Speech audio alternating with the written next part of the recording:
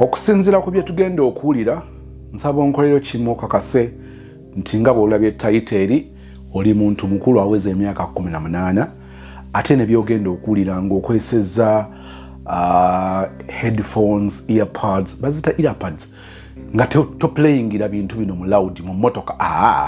Make sure it is you and you alone, or you n'omuntu gw'oli naye ng'okakasa nti muntu mukulu. Saagala kumaasiza ntungo baana bato.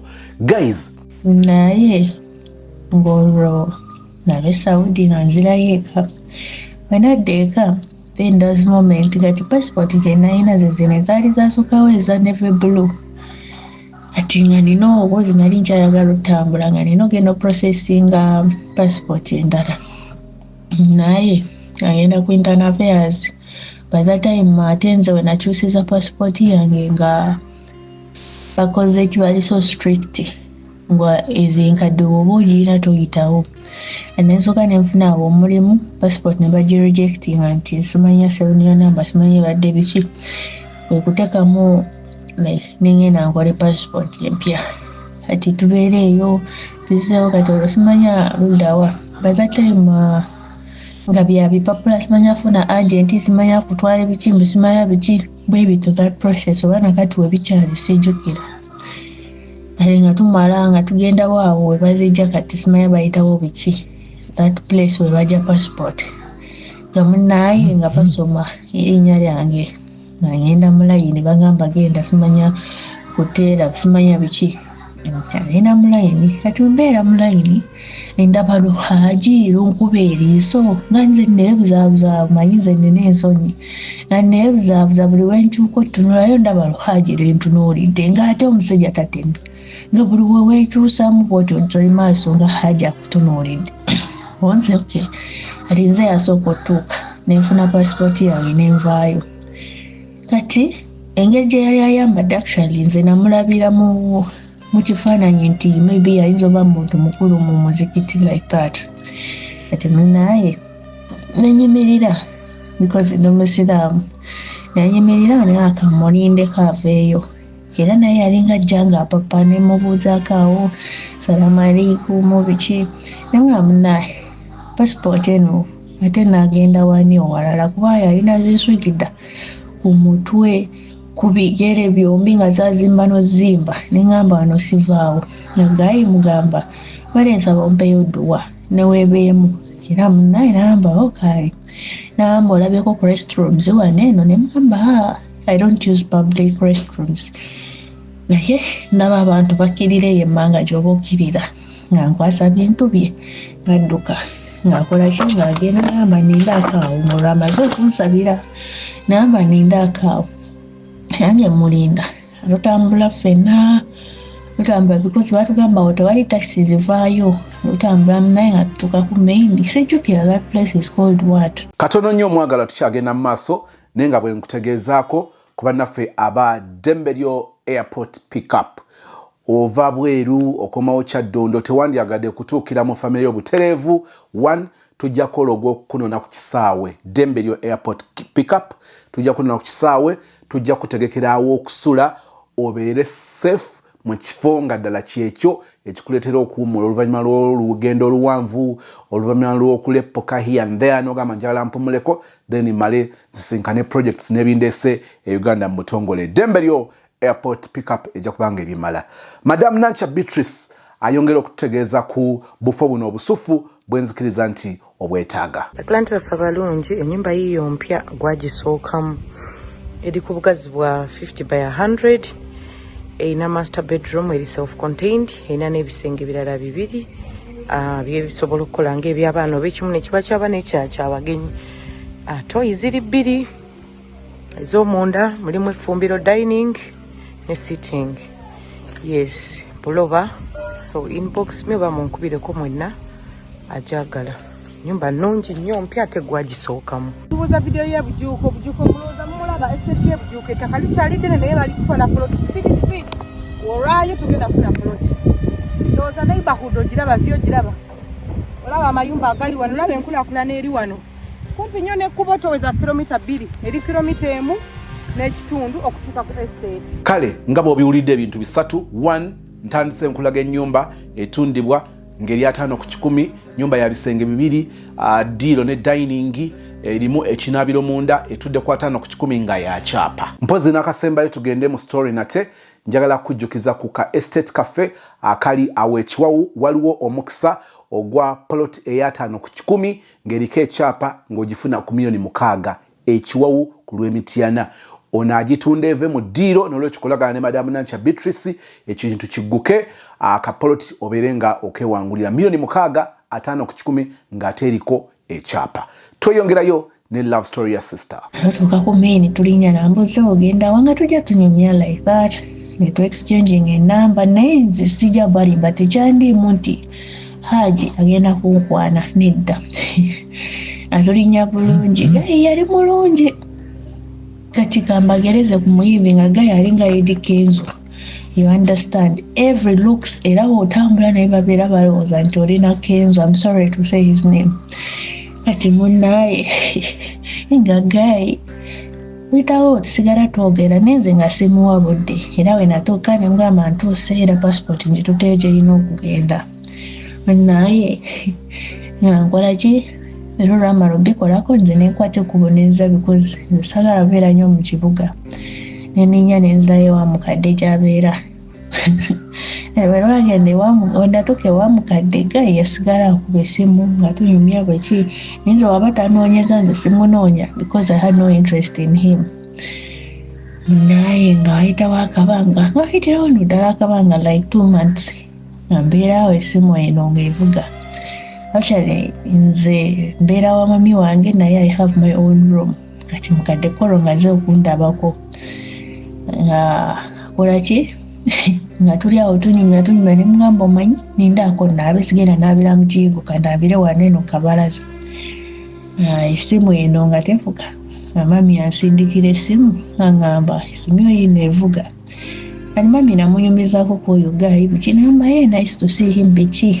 Kati engeri gye nakyuka obukulu neefuuka omusiraamu. Mami yali so iga okunze okufuna emikwano nga gy'abasiraamu era nga ayagala nnyo tubeere nga tuli lenga tukwatagana ffenna. Kati nga ngamba ye muno omusiraamu agamba biki nze gyali eyo bulungi. Kati ayenda olaba essimu evuga nga yeya mukwano gwange omusiraamu.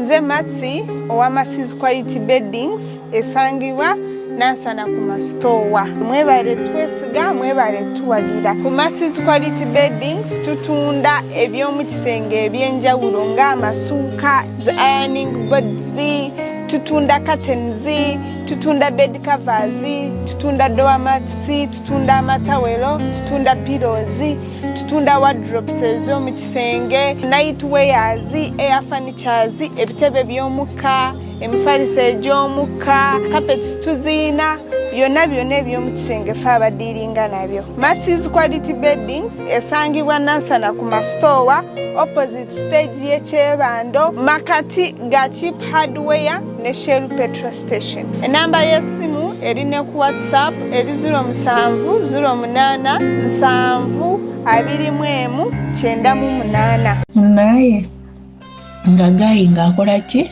nga akuba essimu ng'agamba oli otya munnange biki nga ngiteeka mu loud kuba nali already ntandise okwekuuta nga ngiteekawo kabalaza nga wennaaba nambuza okola ki nemugamba ndi mu kunaaba naye no problem yogera nangamba naye mbadde wano omanyi tutambula mizikiti nga tubuulira ku juma biki bale njagala kujjako ewammwe waliyo omuzikiti. Ote no problem jangu. Jangu ewaffe aho mukula munju temuba kubo jangu. Mpolo naku ngamba is it okay if I spend the night there? Konze jiji I have my own house. Tewali bizibu you will come and take over. Ngamba tewali bizibu. Ali mami wange olwo yalina okuvayo ng'agenda e Kampala oyo guy. No. It was a Friday ng'ajja bulungi nnyo. Engeri gy'omanyi obuye mukyala food is deja. Mami n'ayunja ettooka awo n'alimpa n'aleeta everything was there. I prepared very nice and delicious food. N'atusalawo enkoko biki we prepared for the guy kuba nze nali muwa respect. Omuntu abeera mu by'emizikiti kubuulira biki ebyo nga mutya. kati nga muweso so much respect nga jayajjawo ku Thursday kusanga 8 mami yalina omukolo gyagenze zagamba fumbira banno nze nja kukomawo kiro afumba nga tulya tubeera awo nga tujumya ani ngamugamba nabadde nina gye ngende mu trading center abamanyi ebyekyalo ngende mu trading center nina byenjagala okugulayo enkya bye tugenda okukozesa koye tugende ffenna waliwo kuyitiza walkable distance. It is between some good minutes, if not an hour. Tutambula ne mugamba okoye namba abina nabimanyira because his looks nga alaga nti sente weziri like abeera mu mbeera nnungi nga gayo oli omulaba olabira ddala nga sente weeri omwami sente weziri era wetwatuukayo yeyasasula ebintu even balance nangamba mutwali bw'oba weetaaga ebibajje eby'omulembe Aisha Najemba Furniture Mart Banda fe ansa tukola buli kibajje ky'omanyi ng'oggyeko coffin tukola entebe ebitanda emmeeza sideboards TV stands furniture w'amafumbiro nga byonna bikolebwa mu miti egyalagibwa ku Aisha Najemba Furniture Mart Banda okkirizibwa n'okusasula mu kibanja mpola okumanya ebisingawo jangu ku showroom yaffe gaggadde esangibwa Banda opposite n'ekipande kya Nabisunsa Girls oba yogera ne Hajat Aisha ku noti 7 noti 5 nkaga mwemo 94 noti 3 Aisha Najemba Furniture Mart Banda abeesubwa mu nsika ya furniture. Ati tutuuka ekiro ngeri nze gye nali nzuukuse ku makya nga nze nali nkedde okutegeka okwetala biki nga nkooye nagwawo obugwinze saddangulu ati nzuukuka eyo ekiro nga mpita Mariam onze wangi munaaye ng'akola ki nga mugamba wangi koze nze namulekera ekitanda nze nenjalawo wansi nemugamba I'll be comfortable down here. Agaya abeera ku ssimu ng'atunula tutuuka eyo kiro basanga 7 nga mpita namugamba oli board ko ye ntije nakwata essimu omugamba essimu yange yiyo eriko games ezanyako ku games owone ekibubaale nakwata essimu nemugamba ebe weddeko omuliro gitwale eri ogikyajingi koze wakati tulina sola tulina amasanyalaze teganatuukayo omugamba gitwale eri ogikyajingiko yekaali nze saamanya gye yebakira nga bukya ku makya of course ebyomukyalo nga wobimanyi kutambulawo it's a walkable distance okugenda ku muzikiti by ssaawa 4 bali tumaze okwetegekako zitazunamukadde nga mugamba mami nkuwoye nnyo sijja sobola zokafumba breakfast already breakfast yawedde dda nampita namba jangu otwaleyo ebyokulya kati mami ye ngaali iga alabira ddala yiyi ku kiziga ensolo kweri kumbe nze muwala we si byendiko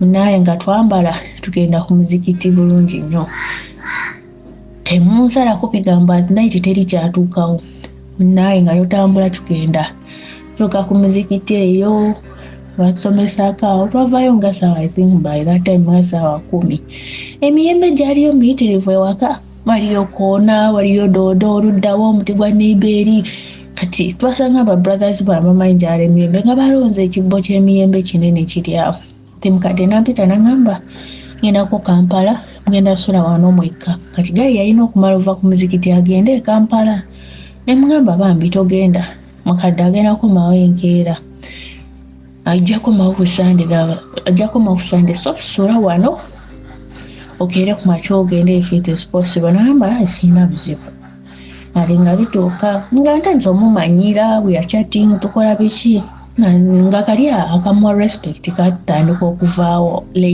nonti omumanye like oba ngameta kale getting used to the person tunyumyawo netuseka like that ali alina game ku simu ye nga like it's called a couple game nga balina questions zebakubuuza owemererwa then ngobaako kyokola ati atubeera afudde nga tubutwaliriza obudde buziba odde we bwaziba ngayinga ngamba ekiro webasala wansi mbe simanya biki mbo omugenyi eyebaka wansi gwenanyini nyumba nawebaka waggulu koze ishi what do you mean nemugamba oyagala wansi nemugamba ekyoke yakwebaka ku kitanda gwewebaka wansi nedda tulina kukola ki otulina okwebaka ku kitanda kyo kinene because it was 6 by 6 namba ekitanda kyo kinene twebake wano ffembe ebaka eri ku kisenge nja kwebakana sijja kukwatako I promise. Was okay, no problem. Kati ng'era niyowa ekitanda kya because omuntu omukulu watabaera waka mutima tegukubeeramu kati baganda bange bo bali basuza eri ewaka nga nsuze eno kati ng'omutima tegundiimu ndi mugambo oba bali fine bwe bati nasula ntunula kati ekigala nga lengera bwe kinnuma ekiro ekyo nenzukuka had a very sharp pain in the stomach nenzukuka netandika okukaaba bikimbu naye najja nagamba simbere nankwe kudduwa biki lelelelelele ng'asabaawo nga biggwa olumalaawo zitambudde essaawa because champagne yasigalawo nga like 2 hours nga sisobola tuula sisobola kutambula sisobola ki. I think omukyala asobola otegeera ekyo ekintu. Then afterwards obudde bunaatera okya nga ngamba you know that bwe natereeramu nga ssaawa nga 9 nangamba you know that ekyandeesa wano ekituufu nti nkola ki nti nkwagala nemugawe gambye ki nemugamba onjagaza ki nakana nawe tuli mwana muto bikiise embere eno olunamba sembere eno nteekako mu kifuba nemugamba nze I trusted him because nali manyi is a shape tasobola kukola ebyo bya kisiru nasemberayo naye okubeera mu kifuba nga anyumyawo anyumya ebibozibozi bye era ngenzikiriza ati nentuka okwebaka akuweweesakaawo ku mugongo biki munaye nze my aims yakudatinga guy nze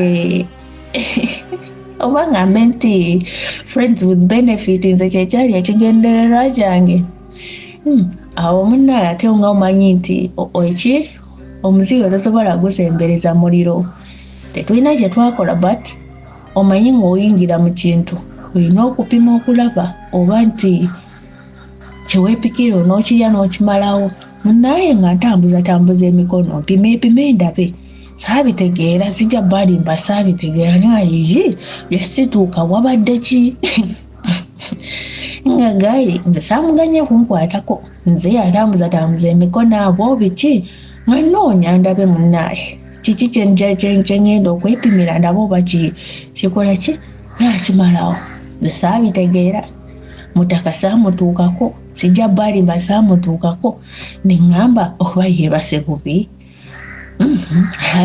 Nasigala ne questions zange in my mind naye era nga bukya nemugamba I will not be able to prepare for your breakfast but ngenda kuyitira transporter akutwala kutuuka ku taxi park like taxi bwe zibeereramu orient kale nagamba era it wasn't necessary because ngenda kugenda va wano ngenda ku mulimu nafuna taxi awo na boda nejja nemutwala pa kumene kati yagenda atunuulidde nze kati the other thing in my mind kyasigala muneyamba which kind of a guy is this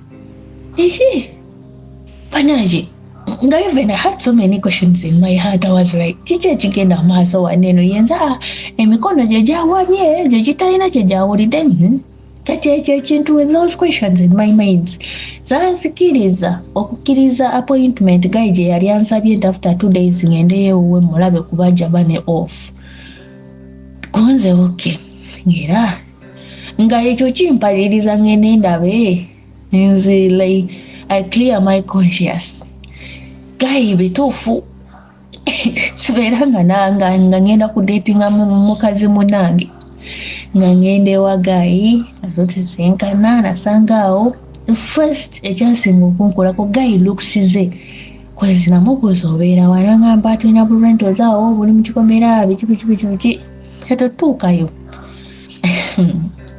That was disappointment I got because namugamba anti wange abeereyo site gy'obeera and I was in plans of going and staying with her for some weeks. Kati kijja kuba better ndagirirewo bwenjusooka then ngende wa anti wange kaye nga ndagirira yandagirira nga tuyingira kituufu yali abeera mu kakomera naye zino rentals enkola enkadde zineeno bajjajja baffe ze basooka ozimba obuyumba obwo obwakomanga waneeno ku biimu ne bateekako nga tekuli even na biimu ne bateekako obubaati nga bugwa side emu temuli na siiringi nga gayi ntuuka nga akajeera kambaawo nga nyingira nga naive n'appetite yafudde dda nga nsanga mu nyumba ya gayi bine God forgive me seriously nga gayi nga banaji zisimaina kunyonyola ngeri ki gayi oli nga ningira omanyi Mr. Sozi okuyingira mu nju ye buno obutandaalo obw'eddobo oba bwe bayitamu amayingi ya Paul oba bukinze simanyi nga kuli n'akatimba abiseeko bulungi akatimba bino ebipande bya bokisi obwabeerangako ne buneeno oba bumeeza bwe bateekanga obumulimuli ebyo bya bokisi ebyo ebitanda nga ya Allah kamansanyiwe kiba ebyala bintu kale ensooka nengumagumako asanga ngulidde ekicupa kya soda banayi nze saalya bintu byonna mugamba no I don't want nengamba kasooke nkiryalinga my conscious awo zihaaga zirumye biki era nga womanyi mu ngeri ya haagaawo emikono gye bagiyitingana mwana wa maama okutuuka okuyisangana emikono era nga siwulira kintu kyonna kamansanyi nengamba bukyanga ozunga mu Mariam ogudde ku ngeeriko omwana leero luno Mr. Sozi nga nzikiriza nga lulinya akatandaalo bya bulungi nga nzikaka nengamba osanga owaayo alina gyamukweka eyo siina buzibu naye kaninde nga ninda Mr. Sozi bulungi nnyo omwami ajjamu engoye tulabe kyekigenda maaso wano ekirungi natuuka kawungeezi nga zigenda bera ssaawa wa 2 mwana wa maama natutuukayo bulungi nnyo omanyi nava ku bineeno ebyennyumba because si kyekyali kintutte kati nga ntandise opickinga up nga ngamba wayi osanga kinammalako ki ekinavaayo munda eyasanga oba munene nnyo nga ajja kummalako bino byonna bijjewo onze oke atutuuka katandaalo mwana wa maama tutuuka katandaalo okulinnya bwe tuti nga gayi oba nkinyonyola ntya even I don't know nazo zigadde bakakubuliri bulungi nnyo astaghfirullah this guy ngajja ye guy yalina akabina ye guy yalina hips nga kinga ina ka face kalinga akakenzo the other guy was cute and he had it all banange naye bakanza amaaso tegali walala wonna nga nebya feeling mbivuddemu ninze semudondo lyeveeyo ndabe weyenkana eyo gyakweka eyo dai kati wano nanziba amagezi nangwako kiyufuyufu nemekulaba biri wansi eri nga gayi yetetenkanya ngayingidde munda mu kyaki kati jiibwa neeno munnaayo otandise okkuba ettendo otandise oyita abaawa n'abaawa munnaaye buli kimu kisumulukuse mwana wa maama nga gayi mulaba agweri amugamba obadde kiggwe badde mbanyi nti nojjayo munnoowo tutandika okkuba ettendo bw'ate munnaaye atolowooza mbu simaliriza bannaye nawulira obusuumu nasindika eri gayi kati kwe kuyimirira mwanaye Mr. Sozi namutunuulira bwete nasooka nengamba basiraba nga ne mutabani wange even amusinga bwanaye Mr. Sozi natulika nentunuulira gayi nemutunuulira bwete nagamba that's how I said natula ku buli nengamba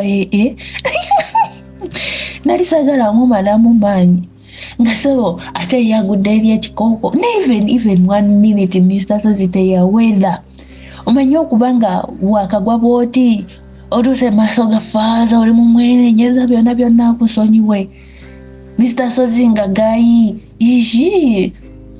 I think yakomana ku mulyango gwa church teyatuuka na munda nga yagwerimbwa akooye ngenda otunula ndabe semudondo lyeyo ndabe weefaanana emundu eyessaza ndabe weefaanana Mr. Sozi nga gayive nene naswi nene banaye nabona musindikeri kati amaze emikolo gye gyonna nga gyeyo sente zonna nga akwata azimpa nga ngamba mbale njagala ukole ki tukole nika ne mugamba ogambye ki kamala ogenda obuuza abantu wange ngenda kujja nkuddemu na parking owange yali angambye ngenda ensuleyo na parking owange ngasira mabega mu maaso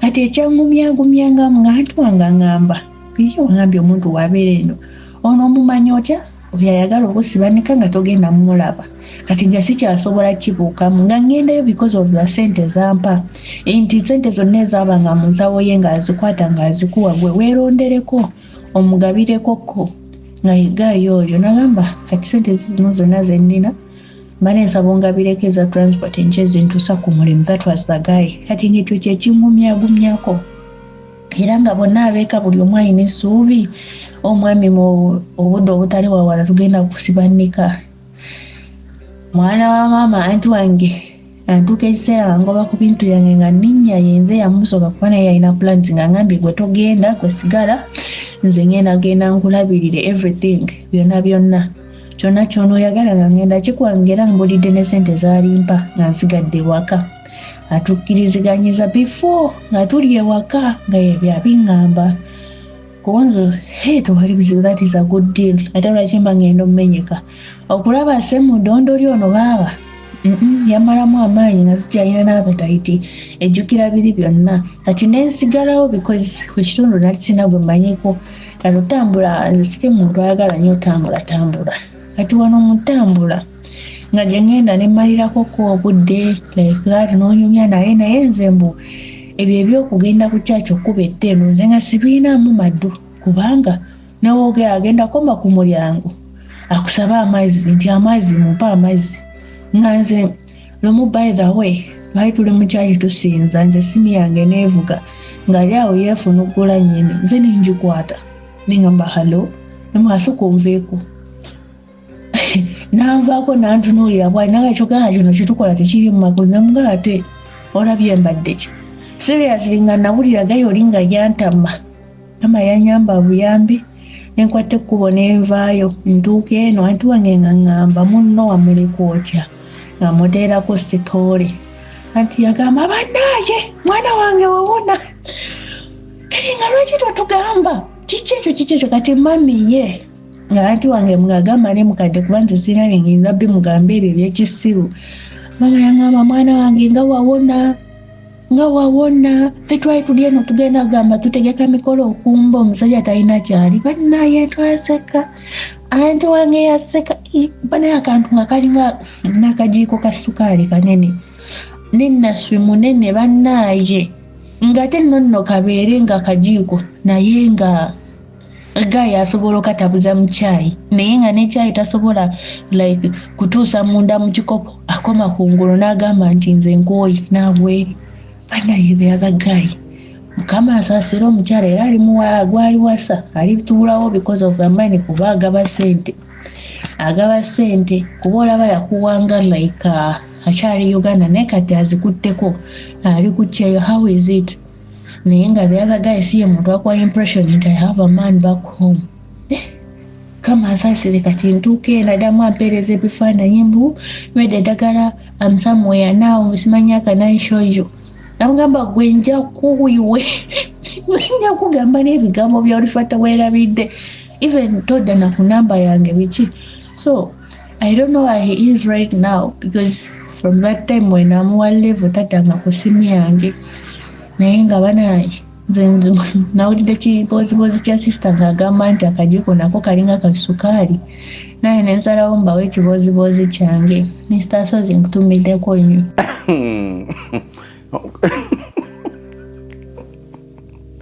amazima amatuufu gali nti seeka alina engeri gye yajja okuva ku lunaku lwe twasooka okumulaba engeri gye yayingirawo awaka engeri gye yava awaka n'ayingira ekisenge engeri gye yava ku kusula yekka n'atandika okusula n'omwana ow'obuwala engeri ye yagambye yali agenda musalira ku dduwa mu buliri njagala okusooka kino tekiri presentinga ddiini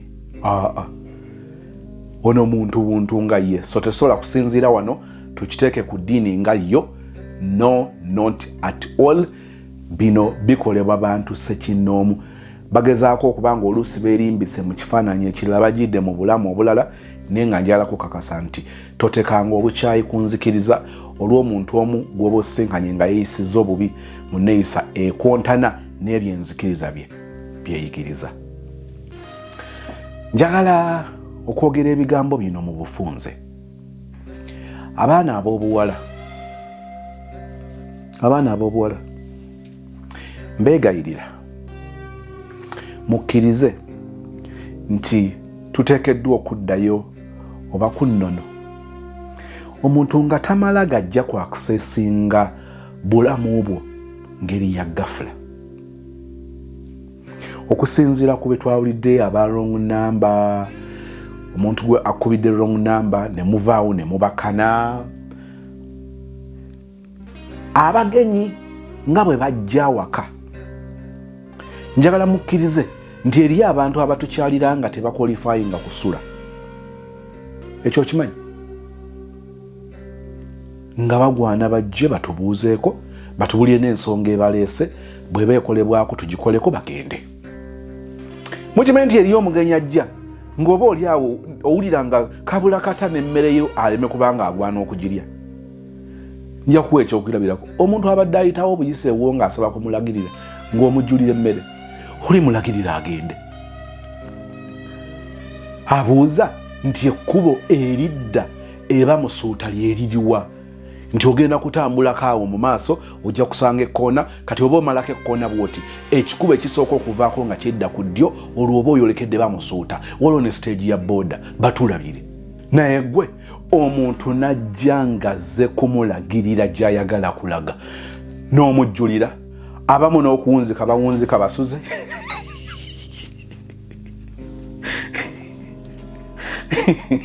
kyenjagala okugyayo waliwo abantu mu bulamu bwaffe nga tubawa access ku bintu bingi bye batasobola. Bw'otuuka mu bitongole ebiri sensitive nga like banks, malwaliro, restaurants, ojja kutuuka nga balina we batakukkiriza era nga bakulaga nti out of bounds for non-staff. Liri ffumbiro kakati ate customer oyingira otya mu ffumbiro. Eri ddagala gye batekayo madagala batekayo files abalwadde ogenda kukolayo ki? Naye abantu ffe nga ffe wawogamba nti wano wali restricted. Omuntu najja mu bulamu bwo ku lunaku olusooka. Mujjukira ekibooziboozi kya brother bwe yabadde n'omuwala ejjinja nga bwe banyumya oyinza ogamba yagambye nti ng'oyinza ogamba tumaze emyaka 7 nga tukolaga nanga nga tuteesa nga tuteesa. Biki ebyamutuukako? Waliwo abantu betusussa we bakoma naye nga tugwana okubaako emiryango gye tutamala gaggula okusinziira omuntu oyo bwe tumulaba mu bulamu bwaffe. Ekisooka lunaku lusooka omuntu ono tetunaba kumutegeera nnyo. Waliwo omuntu nga tolimuggulira nzigi za bisenge byo nga tonnaba kubaako ngeri gy'omutegeera esukka ku ekyo. Omuntu ajja atya mu bulamu bwo olunaku olusooka n'omutwala paka mu kisenge eky'omutima gwo. Bw'akukosa bw'aba atandika okukosa atandikira ku yingiri atandikira ku mutima gwennyini gwakosa naye ani yamuwadde access? It is you. Nsaba tukkaanye nti enkola y'okuba nga tugenda process by process or step by step please eddewo. Omuntu gwe waakalaba weeyise nga atamumanyi era naawe weeyise ng'eyakamulaba. Omuntu gw'olabidde olunaku gw'olabidde ewiiki wabaawo emitendera gye tugenda ku muntu ono mulabidde wiiki. Waliwo ebintu by'osobola okutegeera ku muntu wiiki naye waliwo ebintu ebimu ng'ate byo weetaaga mwezi. Waliwo ebintu ebimu nga weetaaga emyezi nga 6 okutegeera omuntu ku bintu ebyo. Bino byakugambye mu nnaku ezisooka aba theory muli mu kibooziboozi awo.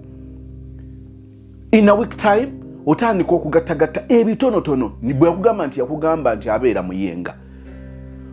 obeera oyita emakindi salama olaba afuutuka akazigo ate bw'omukubidde nga takulabye n'akugamba nti ndi mu kuva waka era kati ndi mu kufuluma nju ng'ogatta nti yaŋŋamba abeera kati abeerawa gy'afuutuse tagambye nti ali ku bugenyi n'omanyawo naye omutawaana oguliwo ennaku zino ku baana ab'obuwala kwe kuba nti omuntu ajja mu bulamu bwo wiiki emu ne mukola ebintu bye mwalituuseeko mu myaka 2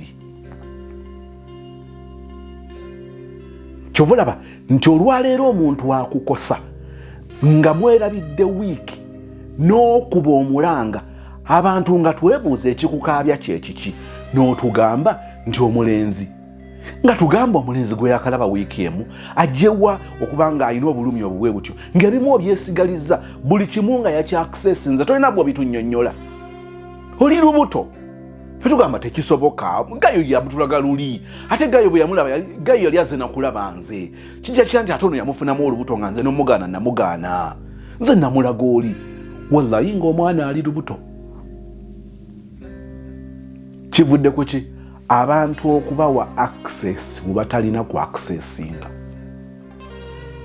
singa nkubuuza nti omulenzi watuukira ku mutima gwo osinziira ku ki kubanga akuwadde ku sente kubanga alina height ennungi kubanga mulungi kubanga awunya ebiwoowo ebyakabi amangu n'oggula omutima gwo n'ayingira bukkolokolo n'agutuula kati like seriously byenjogedde bikwetaagisa okufumiitiriza ennyo kyenjagadde okugjayo kye kino nti omuntu gwe waakasisinkana ne bw'akusuubiza eggulu erikulukuta amata n'omubisi gw'enjuki waliwo wotagwana kukyamuka ng'ogwana kumala kukwatako okukwatako okwo tekusobola kukwatibwako mu nnaku 2 mu wiiki mu mwezi. It's a process. Tuddemu tube nga tweyisanga banks bamanyi nti ozze nga client bamanyi either ozze kudepositinga kibava bakwanguyiza osobola n'okudepositingira wabweru babeera ne ka ATM boze kula withdraw nibagamba nti osobola okuwithdrawinga wali eri wabweru ka ATM you don't even need to enter kakati bagamba nti kati ate bana aba sente nene ojjo sente nene osayo sente nyingi nagamba kati batwali wali ate ne baawula ne bateeka nga bamanyi nti okusinzira ku bakulabye n'obwetaavu bwo kyobola bona askari akuyambako nagamba oyagala ki natugenda wali waliwo wootuuka nga tosobola kuyingirawo. Lwaki emitima gyaffe lwaki obulamu bwaffe abantu bayingira mu bulamu bwaffe mu lunaku lumu n'abanga akutegedde ebiwoowoolo akutegedde akataago n'abaana agiseetudde kakati mu lunaku lumu bwe ruti n'akyusakyusa obuliri bw'omutima gwo kati n'abujjawo n'abuzza wali kabanga katono n'akulekawo n'osigala mu kyangaala ng'ani amuwadde access gwe katuggalewo kaawamu abamu n'emitima giri open abantu tebeetaaga nakonkona kuwenjula kakateti nga bayingira olwakozesezza ki ekyo sente omuntu akozesa sente n'azikuwa omutima gwo omulyango oguyingira nga temuli luggi ne gubanga oguli mu kateni kugira bugiza ati ng'ali munda kikwetaagisa okuba deep thinker okutegeera byenjogera nkiddamu tomala gaganya muntu mu bulamu obwo gafula saa mukama akunkuumira ebyo nabyo obiyize. Nze Becky Sozi owa Remo Beauty and Wellness Parlour Eseta. Mu bimu ku bye tukola mwe muli body massage therapy, facial treatments, counseling services. Gw'omwana w'obuwala ovaamu akaswa akabi gife ebbaawo waffe abakyala obundula amazzi amakyafu wazibikira enseke bw'onookosa gife ebbaawo ono gw'ojja otuweera obujulirwa. Tulina kofi ono alimu ebirungo 6 mu kintu kimu. Gano Dama Coffee 6 in 1. Mulungi eri abalwadde ba sukaali, mulungi eri abalina obubonero bwa kansa, mulungi nnyo eri gwe akakalu kano okuyita mu lunaku. Mu health wellness treatments tulina reflexology sandals. Nungi eri abazimba ebigere, bw'olinnya wansi owulira nga afumitibwa mu bigere. Zirelaxinga muscles zo okufumitibwa kuno ne kuggwaawo. Ziyamba omubiri gwo okutambuza omusaayi. Ziyamba ku bwongo bwo n'embeera yo eya bulijjo. buli peesa lyolaba ku ssande eno lirina ekitundu ky'omubiriko kwe lituuka buli lw'ojambala olwo obujjanjabi ne bukolebwa ku mubiri gwo. Osobola okugigula n'ojambala mu ofiisi yo, awaka, osobola okugyegulira nga ggwe, ogigulira mukaddewo oba jjajja kuba ate abo bagyetaaga nnyo. Okumanya ebisingawo ku bino byonna, kolagana ne Remo Beauty and Wellness Parlour e Seeta ku nnamba ezo eziri ku screen yo for direct calls and WhatsApp.